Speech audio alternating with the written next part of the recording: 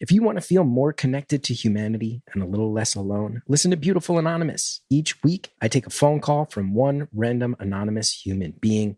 There's over 400 episodes in our back catalog. You get to feel connected to all these different people all over the world. Recent episodes include one where a lady survived a murder attempt by her own son. But then the week before that, we just talked about Star Trek. It can be anything. It's unpredictable. It's raw. It's real. Get Beautiful Anonymous wherever you listen to podcasts. Si usas la frase persona precavida vale por dos, the Colgate Total Active Prevention System is for you. Con una pasta dental reformulada, un cepillo de dientes innovador y un enjuague bucal antibacterial diseñados para trabajar juntos y ser 15 veces más eficaces al reducir el crecimiento de bacterias in just 6 weeks, starting from week 1. Compared to a non-antibacterial fluoride toothpaste and flat trim toothbrush, helping you prevent oral health problems like cavities and gingivitis before they start. Cómpralo en shop.colgate.com/total and be dentist ready. This is Optimal Relationships Daily. Have I committed to too many kids' activities? By Andy Hill of MarriageKidsAndMoney.com. Hi, Andy. You've said that Nicole keeps you balanced with actually living life while still trying to reach your financial goals. How do you balance kids' activities and optional expenses?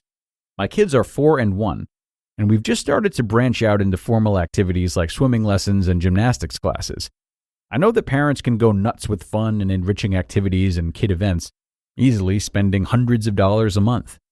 I'm not interested in being a tightly scheduled family or spending tons of money on activities, but I also don't want to lean too far into living in a cardboard box territory. I'd love to hear your perspective on how your family balances kids' activities and expenses. Thanks, Allison. What great timing for this question, Allison. This is actually where my wife Nicole and I flipped the spender and saver roles. Maybe because playing sports and being part of teams was so important to me growing up, I way over-sign up my kids for activities. Here are a few of my expensive kids' sports follies thus far. Baby swimming lessons. I signed Calvin up for swimming lessons when he was a baby and kept him in it through his 2nd birthday. Yes, it was a great bonding experience for me and him, but he still doesn't know how to swim, and he is now 4. Soccer too early. There was a local soccer class that I thought Zoe would enjoy, so I signed her up. Mistake. She literally would lay down in the middle of the field and cry while other kids ran around her. And at one point, the coach came up to me and said, "You're going to have to pick her up or she's going to get trampled." Youth soccer fail number 2. And then I pretty much learned nothing and signed Calvin up for soccer at 2 years old as well. Through all of the practices, he was cold, crying, and just wanted me to hold him the whole time. What did I learn from this? I suppose I should have waited on all these activities, and I probably would have saved a boatload of dough and time. But hey, I got some funny stories out of it. Nicole is the one that is my good sounding board when it comes to moderation with the kids' activities. She really wants to not overwhelm our schedule and not waste our money when we could be using it on activities and things that make us all happier. Here are a few of my wife's words of wisdom on this that I'm still learning. Number 1, the kids can pick up one activity at a time. If we've signed Zoe up for soccer in the fall, then we shouldn't sign her up for dance as well, even if she really wants to.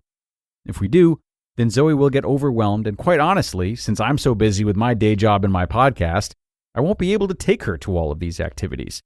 Nicole will end up running around town for practices, games, meets, and recitals. It won't bode well for our family time, our downtime, and quite frankly, our marriage. Number 2, pick age-appropriate activities, even if they have a class. Just because they have a swimming class for babies doesn't mean that it's a good idea. And just because they have soccer for a 2-year-old doesn't mean they are ready to play. Youth sports is a $15 billion industry, so beware if you're being sold into something that's not really worth it. I'm mostly speaking to myself here, Allison. Number 3, balance the school year with athletics and the summertime with learning. We noticed Zoe lost a bit of her kindergarten math skills, reading skills, and Spanish skills over the summer. Given that, Nicole thought instead of doing multiple athletic-focused camps, we should consider some camps for learning. For example, we would sign Zoe up for science camps, STEM camps, or math camps instead of gymnastics and dance. That way, we're keeping her sharp during the summer. And then during the school year, when her little 6-year-old brain is fried from learning all day, we can involve her in sports to help her get some exercise and have fun. Those are some of our thoughts, Allison. Honestly, we're young parents like you, just trying to figure it out. Zoe is 6 and Calvin is 4, so I'm sure we'll learn a ton more as they grow. And I'm sure I'll sign them up for more classes, camps, and adventures in the future. There will be some good ones and some bad ones. I hope they love one of them, and that it becomes a passion of theirs that makes them really happy. You just listened to the post titled, "Have I Committed to Too Many Kids' Activities?" by Andy Hill of marriagekidsandmoney.com. Here for Lowe's early Black Friday deals? Perfect timing. Get up to 50% off select major appliances, plus up to an extra 25% off when you bundle select appliances. Holiday lights going up soon? Select ladders are up to 50% off right now at Lowe's. Lowe's, we help, you save. Valid through 11/19. Selection varies by location. Select locations only. While supplies last. See Lowe's.com for more details. Visit your nearby Lowe's on Dulles Crossing Plaza in Sterling. The only thing that makes an Oklahoma fried onion burger more famous? Putting Kraft Real Mayo on the bun. For nearly 100 years, Oklahoma families have trusted its creamy, balanced taste to make every bite feel like home. So pick up Kraft Real Mayo at the store today. And a big thank you to Andy for sharing some of his thoughts and experiences today. I really appreciate his humility and how well he's able to laugh at what he's learned from these premature signups of his. And we see a lot of this when signing both our kids and ourselves up for things, right? It feels like a good idea. We've maybe seen others have success, so we go ahead and do it. But sometimes, even if we'd like to be, we just aren't ready in terms of time, money, or even just emotionally. So when it comes to involving your kids in certain extracurriculars, I would recommend first thinking about what you want them to gain from the experience.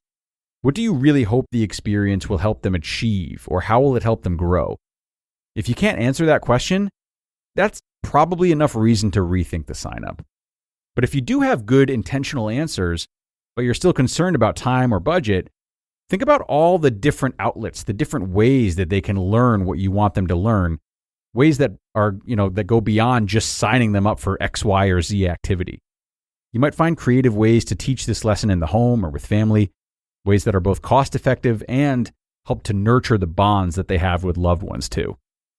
So, I'll leave it to you folks. We're done for today. I hope you took something from this article, and I hope you will share it with a parent in need.